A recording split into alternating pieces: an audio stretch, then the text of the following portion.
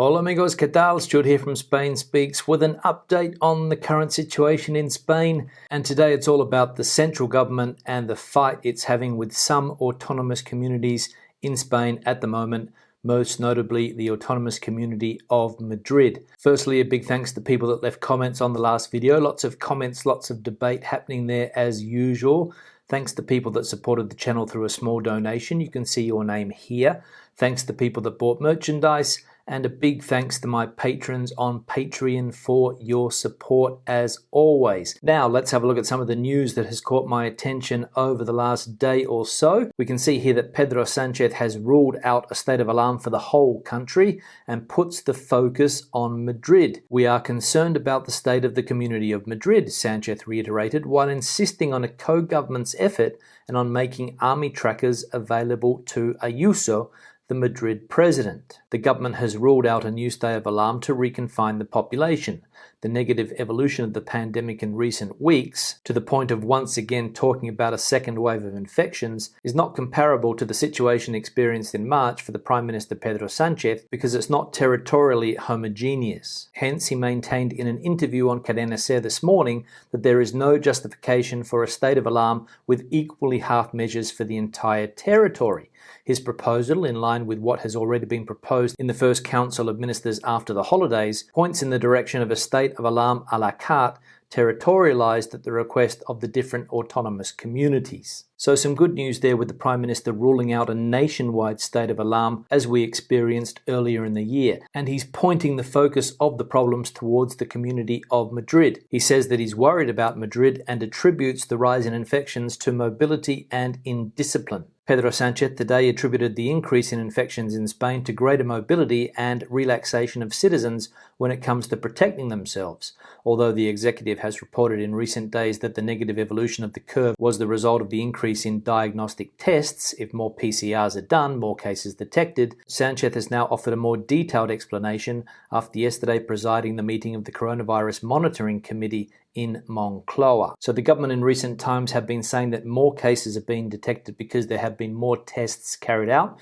But of course, the president coming out yesterday and saying that that's only part of the reason. And one of the main reasons is that people are moving around more and they're lowering their guard, not taking the necessary precautions to stave off the virus. Now, Pedro Sánchez is not the only government official worried about Madrid. The chief health officer, Fernando Simón, came out yesterday and said that he blames Madrid for a large part of the deaths. And the president of Madrid, Ms. Ayuso, speaks of cruelty behind his words. Fernando Simón has blamed the community of Madrid for most of the infections and deaths from COVID-19 recorded in recent dates. The capital continues to be the region most affected by the pandemic, with just over 126,000 positive cases. A large part of the diagnoses and deaths are due to one community, Madrid. For a time it was Catalonia, Aragon or the Basque Country, but now it is due to Madrid, said the director of the Alerts and Emergencies Coordination Health Centre at a press conference this Monday on the evolution of the epidemic in the country.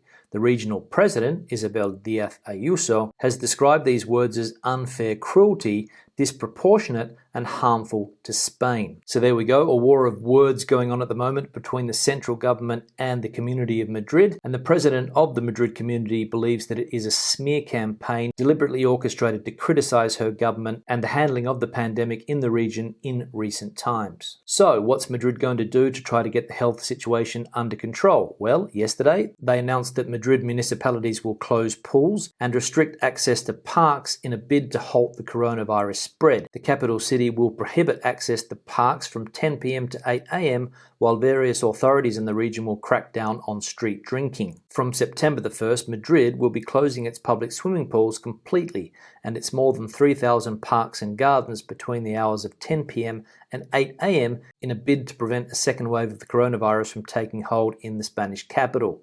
According to the Madrid City Hall, the municipal police force will once again use measures such as drones to inform the public of the closures in a bid to avoid crowds forming and young people holding outdoor drinking sessions known in Spanish as botellones. So swimming pools being shut down altogether and parks being closed early in order to stop the spread of the virus. We'll see if it's enough. Now, we mentioned the other day that there has been an uptick in cases in the Canary Islands, and apparently this has been due to a super spreader, one person in particular, who has managed to infect single-handedly a large number of people. We can see here that the coronavirus super spreader has infected at least 140 people at a British hotspot. Health experts believe the virus was introduced via the nightlife scene in the Guanarteme district of the popular Playa de las Canteras resort.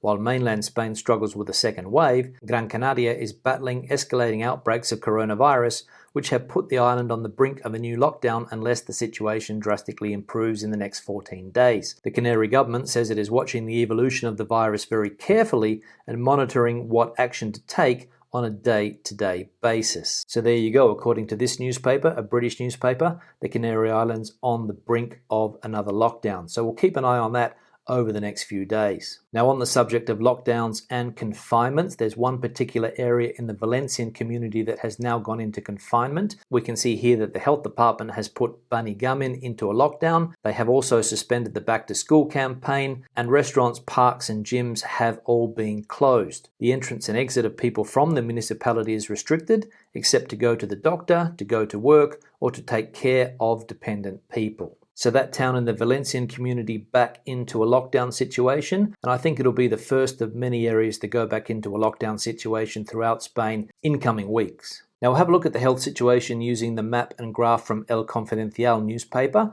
We can see here the evolution of accumulated cases in 14 days per 100,000 inhabitants. And we'll also have a look here at the graph on the right where we can see the evolution of cases and deaths. So we can see that if we go back to the height of the pandemic, when Spain was recording 8,000 daily cases, there were just over 800 daily deaths at that time. And we can see now that although we have a spike in cases reaching over 8,000 a day, we don't have the same amount of deaths. If we have a look at the information in the last 7 days, we can see that positive cases are up 8.4%, hospitalizations are down 2.2%, and deaths are up 9.3% on previously published figures. And if we have a look at a map of accumulated cases in the last 14 days per 100,000 inhabitants, we can see here that Madrid is now up to 461.61 cases. One of the previous hotspots, Aragon, is now down to 280.53 cases, and another former hotspot, Catalonia, is also down to 184.07 cases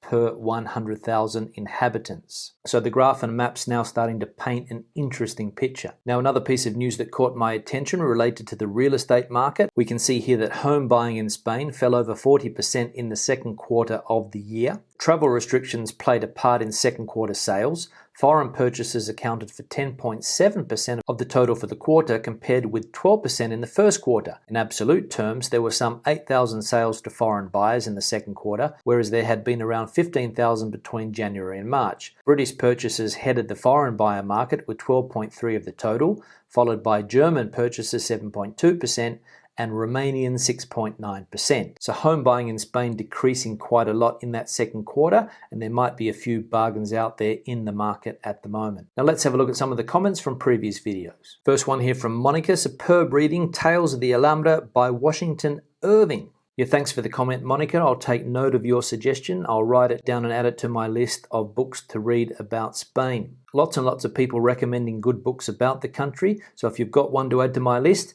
leave it in the section below. One here from Joseph: my cousin lost his job due to the virus. He now receives the Spanish dole, which is close to what his salary was. He can pay his rent on a one-bedroom apartment and still live. He lives in Malaga, though I doubt that that would be the same in Madrid or Barcelona. Yeah, Joseph, thanks for the comment, and sorry to see that your cousin lost his job. But luckily he's been able to claim some type of dole payment, and he's able to keep up with his rent until he finds another job, which is most likely going to be difficult for the next few months. But luckily he's in a city where he can still afford to pay his rent.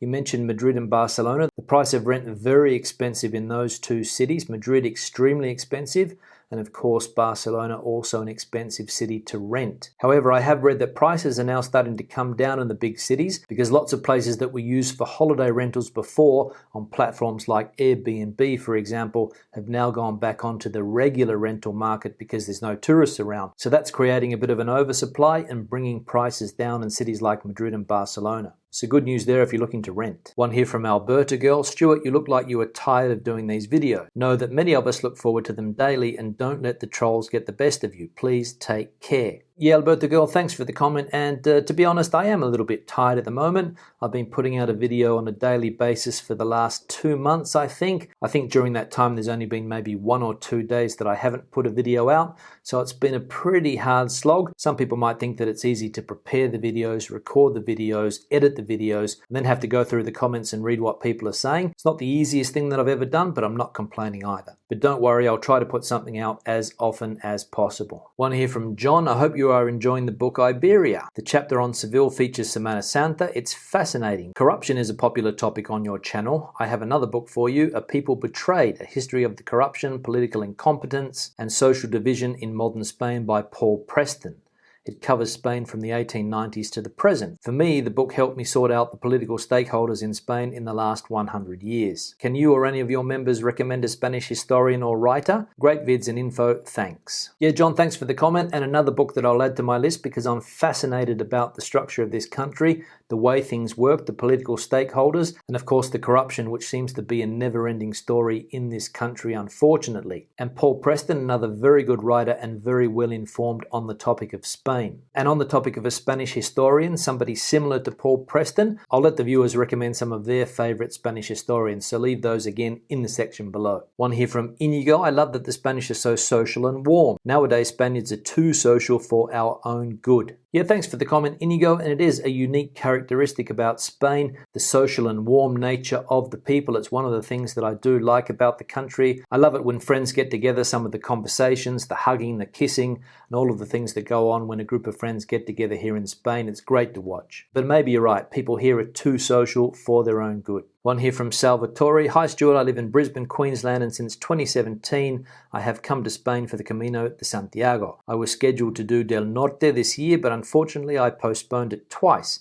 I have rescheduled my Camino for April next year and pray that everything goes well. I love Spain very much as it has family origins and usually stop over in Madrid before returning home. I respect your comments and pray everything returns to somewhere near normal, but human nature has to adjust to the shockwave of the pandemic. Yes, Salvatore, thanks for the comments and sorry to see that you weren't able to get to the Camino de Santiago this year. Hopefully you'll be back again next year, but you never know what's going on down there in Australia, whether they're going to allow people to travel internationally again. You never know when those restrictions are going to be lifted. And I'm also hoping that things can get back to some type of normal sooner rather than later. And there are a lot of people struggling to adapt, as you say, to the shockwave of the pandemic. One here from My Media, missing the Spanish sayings. Yeah, hi My Media, thanks for the comment. You're right, the Spanish sayings have dropped off in recent times. Here's one for you, Dios ayuda a quien madruga. And more to come in upcoming videos. One here from Anne. Stuart, your videos are always interesting and I can't understand why some people think you are working for the government. I live in the UK and the media, including the BBC, is biased, so I appreciate the honest discussion in your videos. Yeah, Anne, thanks for the comment. This comment obviously referring to the fact that somebody said that I was working for the government because I seem to roll out this government speech in the videos. I also get accused of only focusing on mainstream media, and if I had $1 for every time I've seen the word Pravda in the comment section, I'd be a millionaire. And you're right, the media is biased. It's very difficult to get an unbiased opinion in the media. Everybody has a point of view, everybody has an opinion. A lot of the press have an agenda and they want to push that agenda on the public. But as I said the other day, the best thing is to read as much news as possible, to get news from as many sources as possible, and hopefully after reading as much as you can get an idea of what's going on. On that note, I'll start to wrap the video up. Questions and comments, please leave them in the section below. Debate the situation out as you normally do. Tell me about some of the great books that you have read about Spain. Give the video a thumbs up if you liked it, thumbs down if you didn't. I'll see you in the next one. Hasta luego.